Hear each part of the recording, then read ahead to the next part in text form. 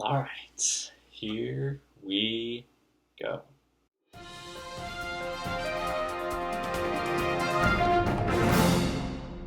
Hello, and welcome back to TNN's coverage of the world's 9 best fantasy football players league. I'm your host, and this is what we have for you this week. The 2021 season of the world's 9 best fantasy football players was a wild ride. We crowned a new toilet bowl champion. The commissioner's team took home the championship for yet another season, repeating now 2-time champions. With that being said, we now send it over to the commissioner for the championship trophy presentation. Hello, everyone. Commissioner Tooch here. I am very pleased to be here to present this year's trophy. This is the traveling trophy. This is my favorite part of the job, being able to, pass on the tradition of the league, make sure the trophy gets into the right hands. So, without any further ado, I'd like to present this year's trophy to Court is now in session. Yeah, thank you, Commissioner. It was, really a great honor to win this trophy. Got the name on there 2 times in a row. I will forever and always represent the front side of this trophy, which is just a fantastic accomplishment. The boys, we really put in a number last year. Nooch gave us a run for our money, beating the championship again, but I really believe the right team came out on top. And, we're looking to run it back. But I am a man of my word. I promised last year that if I won, I was going to name my team after TJ Watt to curse him for this upcoming season. You heard it here first. I'm thinking 30 points. 30-point performance from TJ Watt. Take home the championship. And if he does that, I might just rename my team after him for next year. And so with that being said, I'd like to unveil the new name for the Court is now in session. That is, drumroll please, editors, can we drumroll please? The SWAT team, SWAT, S-W-A-T-T. Nice nod to my man TJ Watt. Also stands for still winning all the time. So if that's not a curse, I don't know what is. I'm just waiting to jinx myself with a name like that. With that being said, I'm really looking forward to having a great year. I think SWAT team, we're going to be towards the top again. It's going to take a lot to knock us off, but I'm looking forward to the challenge and looking forward to facing everybody in the league this year. Moving on to some administrative matters, there's still a couple people that have not paid me their dues for this year. As a reminder, that is a nice $40 for the league. And we also started our Survivor pool this year for a nice $10. So thank you to Brett for running that. Please Venmo that to me at this right here. Again, do not say anything about fantasy football in the message because I do not want my account to be frozen. As a reminder, we did decide upon a punishment for this year. The loser, toilet bowl champion, will have to do a beer mile. So thank you to Timmy for proposing that one. I look forward to whoever has to go through with that punishment.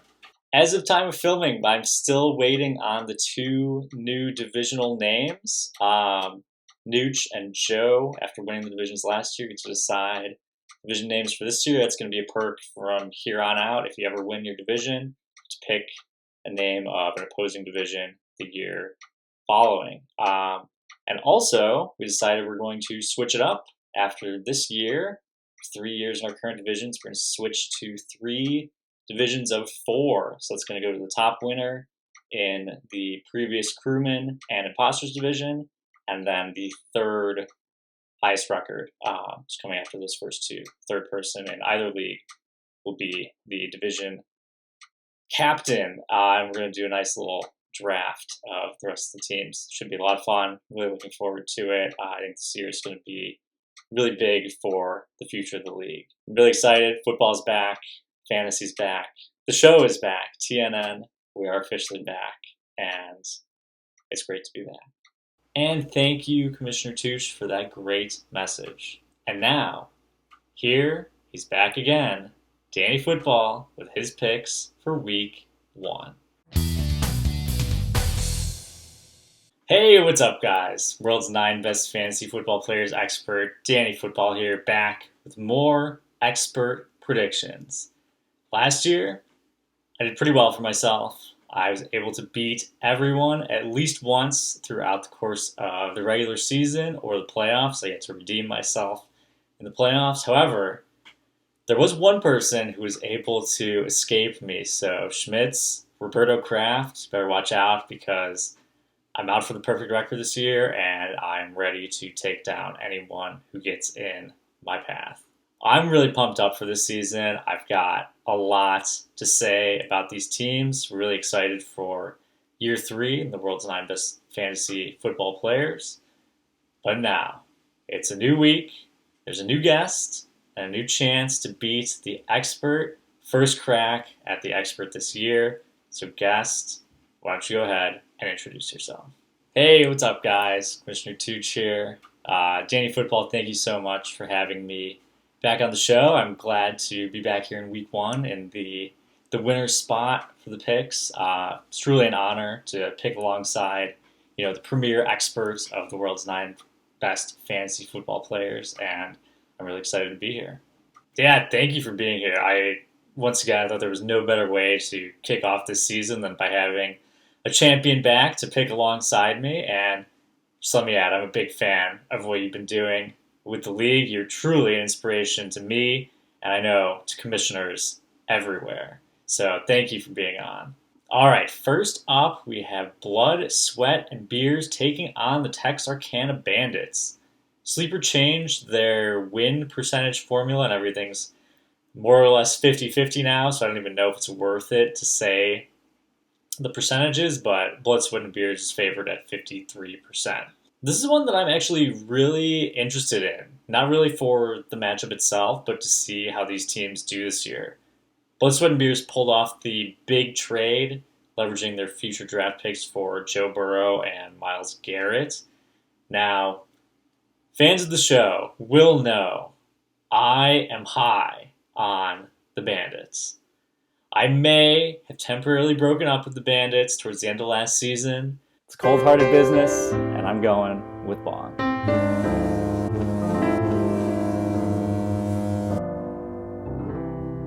But we've mended our relationship, and I'm officially back on the Bandits train.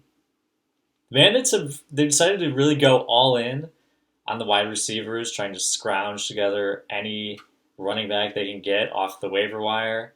But they had a little wrinkle in the plan when A.J. Brown ended up on the same team as last year's first-round pick, Devontae Smith. When it comes down to it, I think this Blood, Sweat, and Beers team is going to be really strong and a contender this year, and I expect them to pick up the win here. Danny Football, I think that's a really good pick. As a fan of the show, I know that you were high on the Bandits, but I do have to say, not enough attention is being paid to the Bandits drafting Travon Walker out of Georgia. Believe me, if you watch the tape, the highlights on this guy, go to YouTube right now, type in his name, watch the tape, just pops off the field instantly.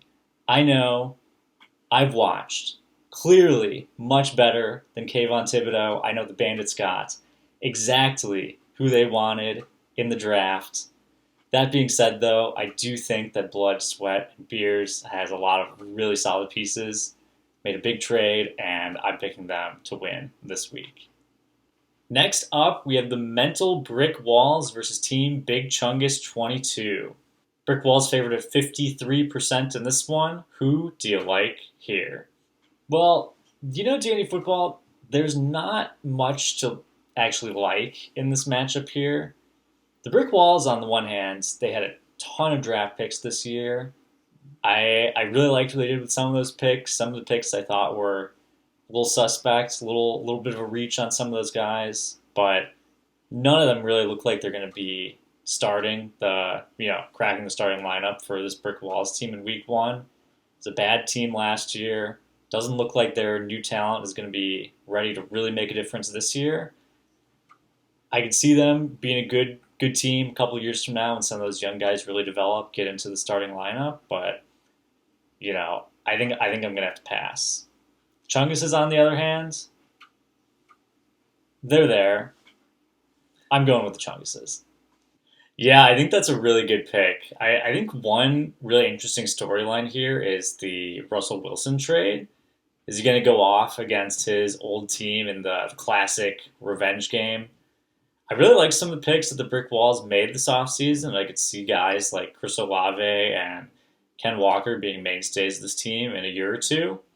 I also really like what the Chunguses did with their draft. Whoever made their draft strategy, came up with how they were gonna, make those picks should definitely get a raise. They did a really fantastic job, especially in those later rounds when the value is truly found in these drafts. So, with that being said, I think they're still bad, and I got to pick them this week though. I'm going with the Chunguses. Next up, we have Bart, Harley, Jarvis, Landry versus Undefeated Never Lost. Bart Harley, Jarvis Landry favored here at 56%.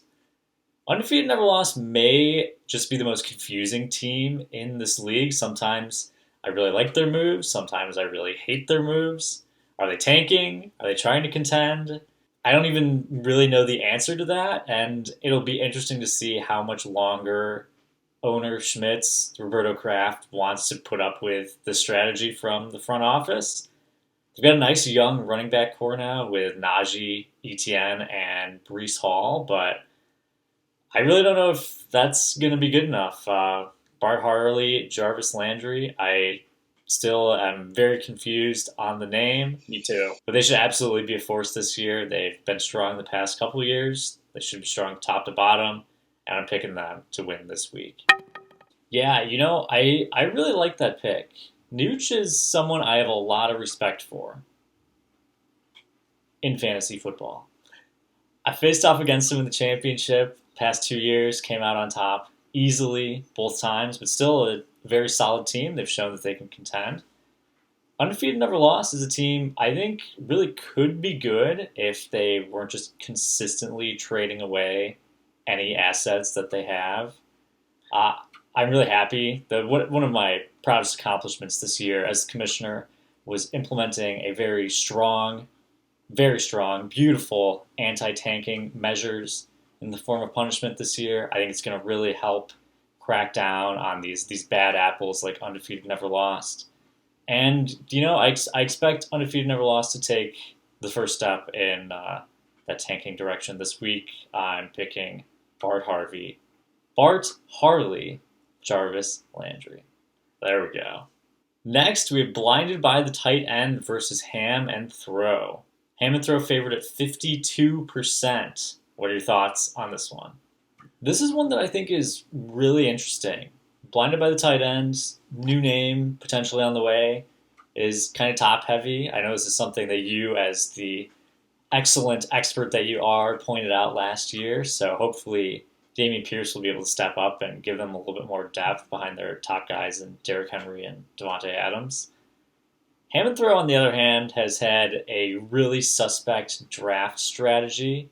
People know that I am very low on this team, and I think it's very justified. In the startup draft, they took Michael Thomas, who has barely been on the field since then. Then they took Jalen Reagor, who will probably go down in history as the worst draft pick in this league, already cut just a couple years after being a first-round pick. Terrible pick. Last year, they didn't have a first-rounder. And then this year, they took a wide receiver coming off of a pretty significant injury in Jameson Williams. I'm going with Blinded by the Tight End in this one. Yeah, I really like that pick, Commissioner. These are two teams that I'm not especially high on this year. I know both were in the playoffs last year, but I would not be surprised if at least one did not make it back this year. I think Blinded by the Tight Ends position players are exceptionally weak outside of their top guys. Really just go and look at their bench players, guys that are playing at the flex, and we saw that hurt them last year. That being said, though, I cannot, in good conscience, pick Ham and Throw. Anyone who announces to the league that they need to dump wide receivers just looking to get lowballed, not a team I can trust. I'm going with Blinded by the Tight End. Moving on, we have Team M Vanek versus Bonk go to Mahorny Jail. Bonk favored in this one at 58%, biggest favorites this week. I really like this Bonk team, and I think they're going to have a pretty strong showing this year. Mike is a beast. Kayvon Thibodeau should hopefully be a very nice addition to this team once he gets healthy. However, I do think something to look out for, a little expert analysis here. A possible Achilles heel for this team could be the quarterback position. And I know what you're saying. They currently have Mahomes. How is that an Achilles heel? But he is the only quarterback currently on the roster. So if anything happens, they're going to be in a world of pain. Team Advantage, on the other hand, is a team I am very not high on this year. They had 3 first-round picks, which is great for them, but I don't know how much of a difference it'll make this year. Unfortunately for them, they are always going to be haunted by the Trey Sermon trade. It got them 2 first-rounders, but it also got them stuck with Trey Sermon, which was an asset they valued pretty highly in that deal. I'm going to go with Bonk this week. Finally, in our marquee matchup of the week, we have the SWAT team taking on the Pumper McNichols. This one, 50-50 split. Both teams apparently evenly matched going into this week. Who do you like here? Well, it's not so much who I like, but really who I love. And I love my team. We've got Rodgers. We've got DK. We've got Roquan. And most importantly, we've got TJ Watt. We even got up-and-comers like Trey Lance, Sky Moore, Nick Bolton. This team is good from top to bottom, from quarterback all the way down to kicker. Pumper McNichols, on the other hand, has the ghost of Christian McCaffrey, old man Adam Thielen, old man Travis Kelce. The namesake itself, Jeremy McNichols, terrible. I'm coming for the trophy again this year. Call it a three-peat. I'm picking the SWAT team. Wow. It seems like you have a lot of confidence in your picks, and I like that. That's something I respect. Pumper McNichols, I think it really is going to be dictated on Christian McCaffrey's performance this year. If he's back at full strength, this team could be one to watch out for as they try to, make it to the playoffs for the first time. For the SWAT team, they've been a little stagnant, and I wonder if other teams are going to pass them by since they haven't made a big move, big splash. But with that being said, I think they've still got enough juice to get by the Pumper McNichols, and I'm picking them to win this week. Great. Okay. Well, Commissioner Tooch, thank you so much for being on the show. It really was a pleasure to have you on. I wish you all the best of luck with your picks. Of course, not as good as me, can't beat the expert, but thank you again for being on, and look forward to a great year this year. Danny Football, thank you so much for having me on. It was really an honor to be back here with you. Week 1. I'm really hoping I beat the expert. I think we had a lot of agreement on our picks. I guess what they say, great minds think alike. But again, it was an honor to be on, and I'm hoping to see you back here week 1 next year. I got a feeling it's going to happen. And thank you, Danny Football and Commissioner Tooch, for those great picks. Wishing everybody the best of luck this year with their team, with the league. I'm just really hoping, as a fan of the league, for a great season.